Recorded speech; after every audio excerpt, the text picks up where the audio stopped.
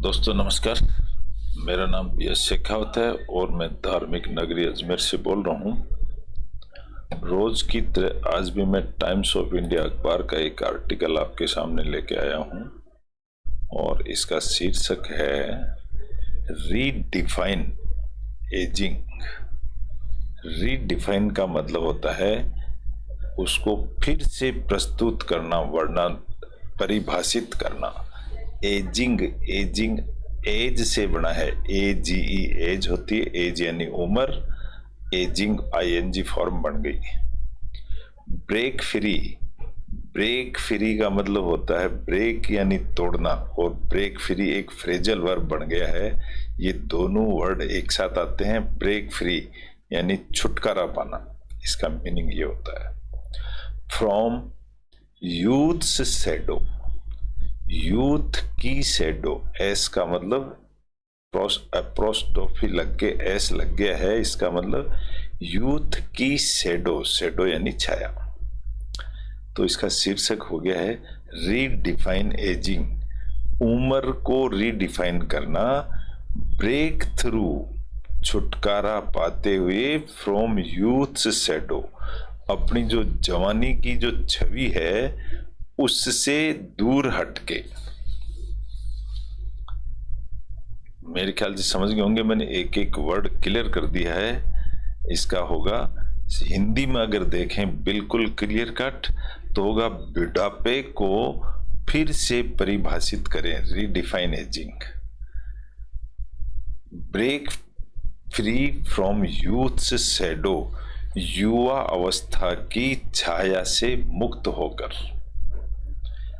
हम जब तक जवान बने रहते हैं तो जो जोश रहता है, लेकिन उस जोश को हम कभी बुढ़े हो जाते हैं तो भी भूलते नहीं है।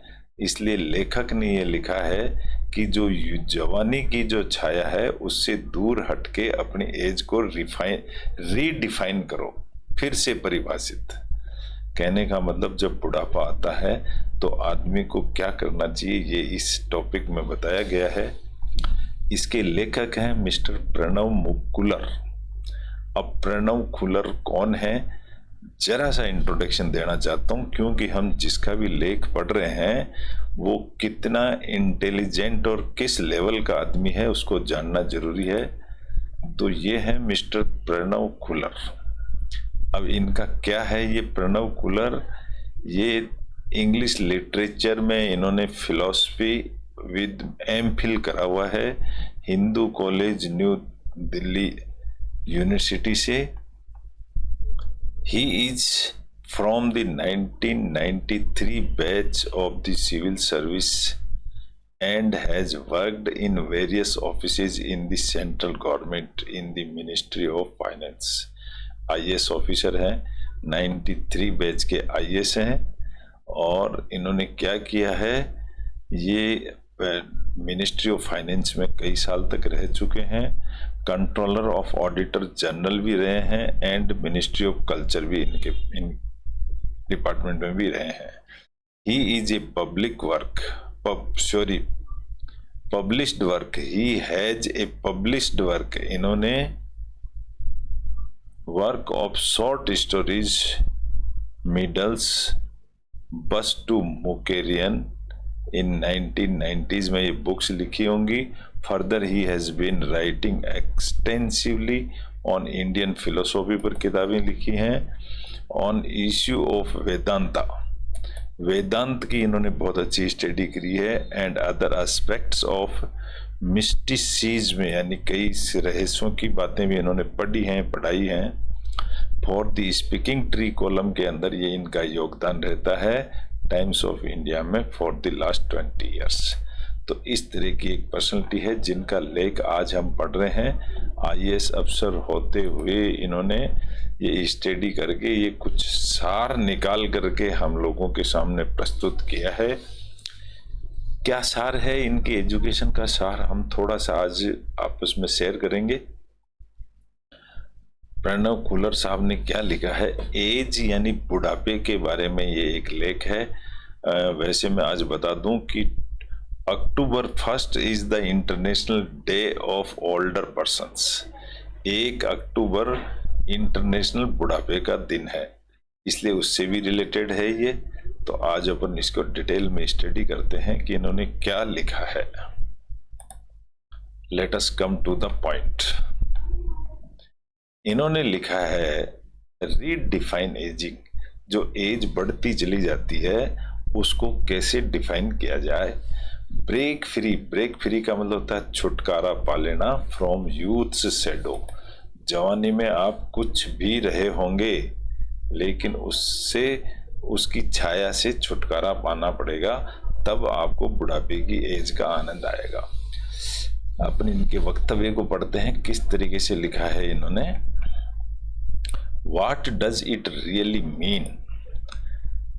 छोटे छोटे टुकड़ों में मैं सेंटेंस को पढ़ रहा हूं समझाने के लिए, समझने के लिए, और जो कुछ एक डिफिकल्ट वर्ड्स होते हैं उनको मैंने हाईलाइट कर दिया है तो इनका हम मीनिंग समझ सकते हैं, देख सकते हैं, तो सेंटेंस हमें बड़ी आसानी से समझ में आ जाएगा। सेंटेंस को पढ़ने का सबसे बेस्ट तरीका है प्रीपोजिशन प्लस नाउन से पहले जरा सा पॉज दे दिया करेंगे हम, तो हम सेंटेंस को बड़े आराम से पढ़ सकेंगे और इस तरह से हम अखबार पढ़ने में हम माहिरत हासिल कर सकते हैं। What does it really mean? इसका क्या मतलब है। टू बी जब भी कहीं लगता है तो भविष्य की बात हो जाती है, कहीं भी to be. Old and ageing, जब बुढ़ापा होगा या बुढ़ापे की एज होगी। Why do we avoid thinking, हम क्यों अवॉइड करते हैं सोचना। अबाउट ग्रोविंग ओल्ड, बुढ़े होने की तरफ। एंड इनएस्केपेबल, इनएस्केपेबल का मतलब, एस्केप का मतलब होता है निकल जाना, छुटकारा पाना उसको बोलते हैं, एस्केप हो जाना, साइड से निकल जाना। इनएस्केपेबल का मतलब होता है बच नहीं सकते, इनएस्केपेबल पर निकल नहीं सकते। फैक्ट ऑफ लाइफ, आप उस जिंदगी की सच्चाई से निकल नहीं सकते। And focus on staying young, और फोकस करते हैं हम कि जवान बने रहें। सिमोन डी बी बॉयर, ये किसी का नाम है। सिमोन डी बॉयर किसी लेखक का या किसी का नाम है। डिफाइंड यानी इसने डिफाइंड किया है, क्या डिफाइंड किया है। The notion of ageing, notion का मतलब होता है जानकारी, ऑफ एज की जानकारी दी है उन्होंने। किस तरीके से दी है। बाई प्रीपोजिशन है, उसके आगे ऑब्जेक्ट आएगा। बाई सिंग एजिंग, सिंग का मतलब देखते हुए, आईएनजी लग गया ना, देखते हुए एजिंग को, एज ढलते हुए, बुढ़े होते हुए देखते हुए। Age society's secret shame, shame यानी शर्मिंदा, सोसाइटी यानी समाज, समाज का जो गुप्त शर्मिंदापन है वो देखते हुए ये वर्णन किया जा रहा है। नोशन यानी जानकारी दी जा रही है। स्टेटिंग, स्टेट का मतलब होता है कहना, स्टेटिंग कहते हुए, आईएनजी लग गया, कहते हुए। That we don't have a culture of ageing, लेखक कह रहा है कि हमारे पास we don't have a culture, हमारे पास में ऐसा कल्चर ही नहीं है, जो बुढ़ापे की तरफ का कोई कल्चर, ज्ञान या ऐसी कुछ सिस्टम नहीं है। That it is a cultural construct, कि कल्चरल यानी हमारी परिपाटी, कंस्ट्रक्ट यानी बनाना, हमने कोई ऐसा सिस्टम, नियम ही नहीं है। विच इम्पोजेज, इम्पोज का मतलब उसके ऊपर लागू करना। A feeling of separation, feeling यानी अंदर महसूस करना, सेपरेशन अलग से, सेपरेट का मतलब होता है अलग, सेपरेशन उसी से बनाया है, सेपरेट से। एंड डिस्टेंस यानी दूरी बना के रखना। ऑफ द एल्डरली, एल्डर यानी पुराने लोगों से, फ्रॉम देयर फैमिलीज, उनकी फैमिली उनसे दूरी बनाती है। एंड कम्युनिटी, और उनकी कम्युनिटी यानी समाज, समाज भी दूरी बनाता है बुढ़े से। And makes masks, masks it up, mask का मतलब चेहरे पे कोई मास्क लगा देना, उसको मास्क कहते हैं।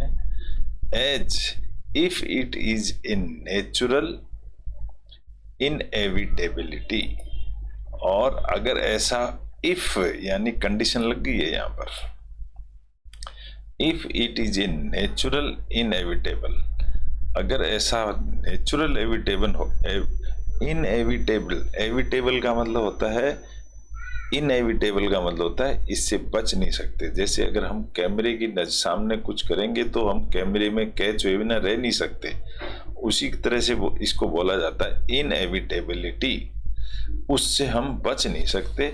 यानी बुढ़ापा श्योर आएगा, समाज के क्या रीति रिवाज हैं उनको देखते हुए उनको फेस करते हुए उससे हम बच नहीं सकते। ये सोशल मैटर भी है और फैमिली मैटर भी है। कहते क्या है, बी वॉयर्स कोई लेखक है, the coming of age explores, तो ये बी वॉयर ने कमिंग एज आने वाली उम्र का एक्सप्लोर का मतलब होता है खोज करना। उसने कोई ऐसी एक खोज करी है, क्या खोज करी है, द फेनोमेनोलॉजी, फेनोमेनन का मतलब होता है कोई घटना, और इसको लॉजी बना दिया, यानी कोई शास्त्र के ज्ञान की तरह इसको शास्त्र बना दिया। Phenomenology of ageing as the internalisation as the internalisation, internal मतलब आपस में जुड़े हुए, लाइजेशन मतलब इसको एक नाउन का रूप दे दिया। Internalisation of this socio culture मतलब सोसाइटी का जो कल्चर होता है, कंस्ट्रक्ट यानी बनाना, वेयर इन का मतलब होता है जिसके अंदर, वेयर यानी कहाँ, और इन यानी कहाँ पर, जहां पर एवरीवन अवॉइड्स, हर आदमी अवॉइड करता है, अवॉइड का मतलब दूर रहना, दूरी बना के रखता है, एंड ऑलमोस्ट ऑस्ट्रासाइजेज का मतलब होता है जैसे किसी आदमी को जात बाहरी कर देना, उससे कोई संपर्क नहीं रखना, दैट इज कॉल्ड ऑस्ट्रासाइजेज, बहिष्कृत, द ओल्ड, बुढ़े आदमी को, एंड दिस देन बिकम्स, फिर ये बन जाता है द न्यू नॉर्मल, ये एक नॉर्मल प्रैक्टिस ही बन जाती है समाज के अंदर। तो ये आज के जमाने के अनुसार बताई जा रही है कि आज ऐसा हो रहा है। सी, जो ये लेखक है कौन, बी वॉयर लेखक है, उसको यहाँ सी बताया यानी वो लेडी है। पोस्टुलेट का मतलब होता है स्वयं सिद्धि को पोस्टुलेट कहते हैं, अपने आप में ज्ञान प्राप्त कर लेना उसको, या अपने आप को स्वयं को ज्ञानी बताना। सी पोस्टुलेट्स एज, वो कहती है एज एन एसेंशियल, ये तो जरूरी है, एसेंशियल यानी जरूरी है, एस्पेक्ट ऑफ पर्सनल आइडेंटिटी, ये तो एस्पेक्ट का मतलब एक पहलू है, एस्पेक्ट का मतलब होता है एक पहलू है जिंदगी का, कि एज तो सबकी आनी है। सिंस वी टेंड टू का मतलब होता है आदत, डिफाइन आवर सेल्वेज, अपने आप को बताना, इन जनरेशंस का मतलब आने वाली जो जनरेशन है उनको बताना, and our sense of age, हमारी जो समझ है, sense of age informed in relation to others, others का मतलब नई जनरेशन आती रहती है, पुराने बुढ़े होते रहते हैं, एंड इन आवर बिंग मतलब बने रहना, एंड इन आवर बिंग इंटरडिपेंडेंट्स, इस तरह से हम एक दूसरे से जुड़े हुए रहते हैं। पुरानी पीढ़ी ओल्ड होती जाती है और नई पीढ़ी जनरेशन आती रहती है, तो हम इंटरडिपेंडेंट, एक दूसरे पर डिपेंड भी रहते हैं। सिंस ओल्ड एज, पुराने समय से, is somehow looked upon it different from other phases, पुराने जमाने में इज समहाउ लुक्ड अपॉन, ऐसा देखा जाता था as different from other phases. Phase मतलब दूसरा तरीका, उसको दूसरे तरीके से देखा जाता था ऑफ लाइफ। द एज्ड का मतलब हो गया जिसकी उम्र हो गई है। The aged and elderly are naturally marginalised. जो पुराने जमाने से ही देखा जाता है कि जो एल्डरली होते हैं वो नेचुरली मार्जिनलाइज्ड। मार्जिन का मतलब होता है हाशिए पर खड़े कर देना। पुराने आदमियों को ऑटोमेटिक नेचुरली यानी ऑटोमेटिकली वो साइड में होते चले जाते हैं फ्रॉम फैमिलीज। कहां से? फैमिलीज से। एंड कम्युनिटीज, कम्युनिटीज यानी समाज से। कम्युनिटी का मतलब समाज है। As if this dehumanisation, humanisation का मतलब होता है मानवता, और डिह्यूमनाइजेशन का मतलब हो जाएगा इसका मानवता का उल्टा। अगर इस तरह की अमानवीयता चलती रही, इज मींट टू बी, अगर ऐसा होता रहा तो क्या होगा? लेखक क्या कह रहा है? B वॉयर्स treatise. ट्रीट का मतलब होता है उनको व्यवहार। तो बी वॉयर कहती है फर्दर पॉजिट। फर्दर पॉजिट मतलब, पॉजिट का मतलब होता है उसको महत्व देना या उसको अपनी पोजीशन पे रखना। The change required in the psychological makeup, इसमें थोड़ा सा बदलाव की जरूरत है साइकोलॉजिकल यानी दिमाग से। ऑफ द एजिंग देमसेल्वेज, जो एजिंग जिनकी उम्र ज्यादा हो रही है उनको अपने आप को थोड़ा सा बदलने की जरूरत है। कैसे? इज देयर ए वे, क्या वे यानी रास्ता, is there a way out of being pushed aside. Is पहले लग गया, इसका मतलब एक क्वेश्चन बन गया। इज देयर ए वे, क्या ऐसा कोई रास्ता है? Of being pushed aside, side में होने का। By the next generation as we age, हम जैसे जैसे बुढ़े होते हैं तो हम नेक्स्ट जनरेशन से ऑटोमेटिक ही साइड में हो जाए, ऐसा क्या कोई रास्ता है? तो वो सी बिलीव्ड, उसने विश्वास किया that if old age is not to be an absurd parody, अगर old age is not to be, अगर ओल्ड एज ऐसा नहीं हुआ, एन एब्जर्ड पैरोडी, एब्जर्ड का मतलब होता है बेतुका, पैरोडी यानी व्यंग्य, कोई व्यंग्य कसना किसी पर, of youth. If old age is not to be an, अगर ऐसा नहीं हुआ, then we have to continue pursuing ends, अगर ऐसा नहीं होता तो हम कंटिन्यू परसुइंग का मतलब होता है पीछा करना, हम पीछा करते रहते एंड तक, और हम अपने आप को हकदार या बड़ा या ऑर्डर मान देने वाला मानते रहते। That give our existence meaning devotion to individuals. इसका मतलब ये हो गया डेवोशन यानी त्याग, टू इंडिविजुअल्स अपने आप से त्याग कर देना। इंडिविजुअल का मतलब अपने आप से, टू ग्रुप्स, ग्रुप्स में, और to causes, social, political, intellectual और क्रिएटिव वर्क, इन सब से अपने आप को दूर कर लेना उचित है, लेखक का कहना यह है। Old age should arouse, should का मतलब होना चाहिए, old age should arouse, arouse का मतलब उठना, शुड अराउज ऐसी होनी चाहिए। दीज पैशंस मोर,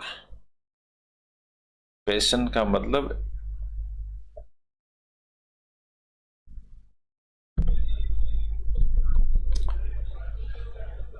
तो यहां पर लिखा है old age should arouse, old age ऐसी और जागृत होनी चाहिए। अराउज का मतलब होता है जागृत होनी चाहिए। दीज पैशंस मोर, इस तरह की और हमें कुछ काम करना चाहिए कि हम ओल्ड स्थिति को फेस कर सकें इन एक्टिविटीज के लिए। तो ओल्ड एज शुड अराउज, और जागृत हो जानी चाहिए दीज पैशंस मोर। पैशन का मतलब होता है जुनून, कुछ जानने की इच्छा। Is not the maturing of wisdom associate with old age, is not the nurturing of wisdom. ये अपने आप नहीं आएगी, एसोसिएटेड विद ओल्ड एज। ये is not the nurturing of wisdom, ये अपने आप नहीं आएगी, हमें जागृत करनी पड़ेगी। सी एल्यूड्स, एल्यूड का मतलब था संकेत करना, वो संकेत करती है टू द बुद्धा, बुद्धा की तरफ, in this awakening of maturity, कि बुद्धा, भगवान बुद्धा में कैसे समझ आई and wisdom. In this seeking, इस तरह की इस तलाश में, इन दिस सीकिंग यानी इस तलाश में, of the meaning of life and rights, क्या लिखती हैं, what is the use of pleasure, what is the use of pleasure, खुशी का क्या यूज है, एंड डिलाइट्स, डिलाइट्स भी खुशी होती है, उत्साह। When I am myself the future dwelling place, जब मैं खुद the future dwelling place, मैं खुद ही फ्यूचर का, dwelling place का मतलब जहाँ रहता हूँ उसको dwelling place कहते हैं, of old age, मैं खुद ही ओल्ड एज में जा रहा हूँ, ऐसी खुशी का क्या फायदा। ऐसा बुद्ध, भगवान बुद्ध की सोच थी, said the Buddha. Beware positions this awareness, उनकी इस तरह की सोच of the Buddha with in her modernist paradigm. Modernist मतलब आज मॉडर्न जमाने में, पैराडाइम का मतलब होता है उदाहरण। ऐसा उनको एक उदाहरण मिला और उन्होंने ऐसा सोचा। The Buddha to her, Buddha उनके लिए is a rare and lightened being, उनके लिए एक रेयर, रेयर का मतलब मुश्किल से, एनलाइटेंड यानी जिसको सोते ही ज्ञान प्राप्त हो जाता है, बिंग अस्तित्व में आया। Born to save humanity, born का मतलब वहन करते हुए, टू सेव ह्यूमैनिटी इंसानियत को, टेकिंग अपॉन हिमसेल्फ अपने आप कर लेते हुए, the entirety of the human state, उन्होंने अपने आप के ऊपर लेते हुए पूरी इंसानियत को सचेत कर दिया उन्होंने। Human state, entirety of the human state, पूरी मानवता के लिए। वाइल द बुद्धा, जबकि भगवान बुद्धा सा, उन्होंने देखा, ओल्ड एज एज इनएविटेबल, उन्होंने देखा कि इनएविटेबल का मतलब इससे बच नहीं सकते, बुढ़ापा सबके अंदर आएगा, बट मीनिंगफुल, लेकिन मीनिंगफुल होना चाहिए।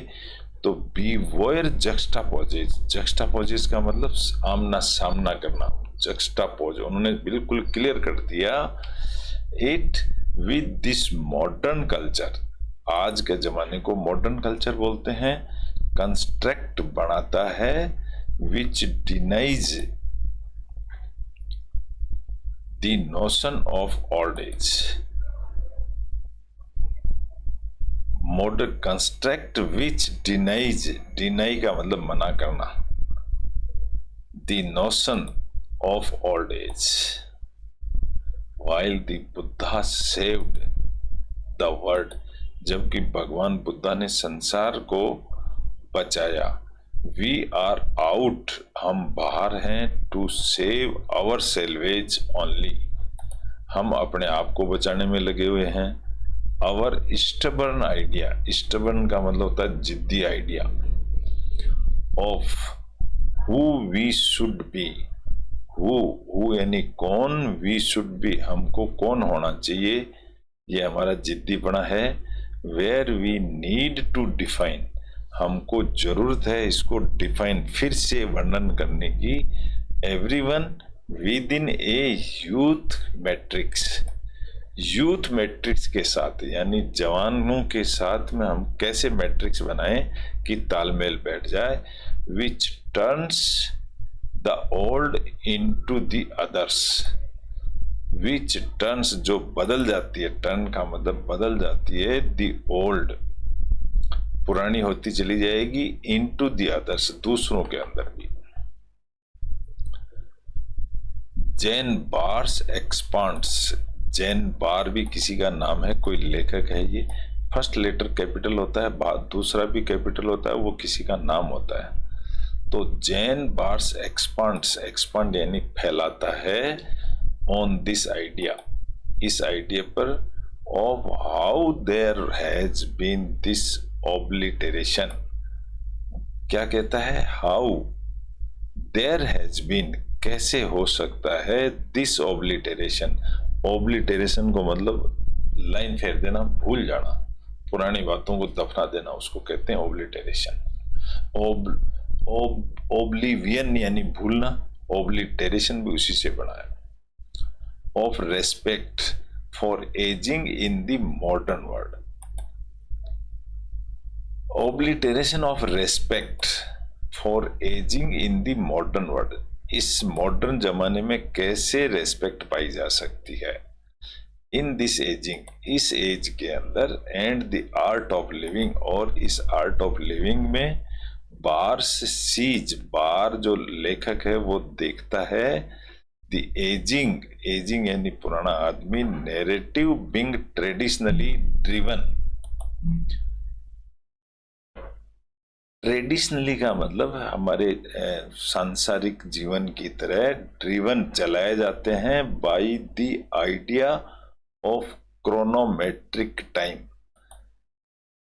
क्रोनोमेट्रिक का मतलब होता है बहुत पुराने, क्रोनोलॉजिकल यानी पुराने काल से जो चला आ रहा है वैसा चल रहा है।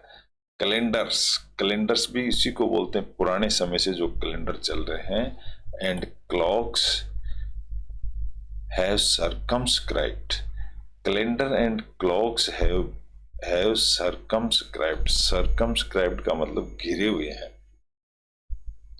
जिनके चारों तरफ सर्किल बन जाता है उसको circumscribed कहते हैं, human lives। and this chronological time, this calculative approach to him, bars rights लिखते हैं, हैज ट्रेजिकली अंडरमाइन, ट्रेजिकली मतलब दुख भरा, ट्रेजिडी भरा, अंडरमाइन का मतलब कमजोर बना देता है, द ह्यूमन कैपेसिटी को टू एक्सपीरियंस लाइफ फुल्ली, इसको ये कमजोर बना देता है पुराने जमाने वाला। तो लिसनिंग, लिसनिंग के साथ में, लिसन के साथ टू हमेशा आता ही है, ये एक फ्रेजल वर्ब बन जाता है, लिसन टू, ये टू हमेशा आता है लिसनिंग के साथ। लिसनिंग टू, सुनते हुए, the actual voices of ageing human beings is the key to seeing them as social beings, उनको ये देखना चाहिए as social beings and not isolated individuals, उनको समाज में रहना चाहिए, आइसोलेट नहीं होना चाहिए। आइसोलेट का मतलब होता है अकेलापन, समाज के साथ रहें, अकेले नहीं रहें। This will enrich their lives, enrich का मतलब उनको मजबूत करेगी, रिच कर देगी। This will enrich their lives, उनकी जिंदगी को, लाइफ को मजबूत कर देगी, with new possibilities and aspirations, नए इरादों के साथ। बार्स इमेज, बार की जो इमेज है, of the wall of Minerva, bars image, bars कोई लेखक है या कोई देवी देवता है समझ में नहीं आ रहा। Bars image of the vowel, vowel यानी उल्लू की इमेज, ऑफ मिनोर्वा, मिनोर्वा गॉडेस, गॉडेस यानी भगवान देवी। मिनोर्वा देवी की जो मूर्ति है वो है ओवल, ओवल के ऊपर या ओवल के साथ ऑफ विजडम, समझ की, स्प्रेडिंग हर विंग्स, अपने पंख फैलाती है, एट डस्क, डस्क यानी धूल मिट्टी जब होता है उस समय, एप्टिशम्स, एप्टली, एप्टली का मतलब होता है योग्यता, एप्टली सम्स अप यानी जोड़ना, दिस न्यू पैराडाइम, पैराडाइम यानी एग्जाम्पल।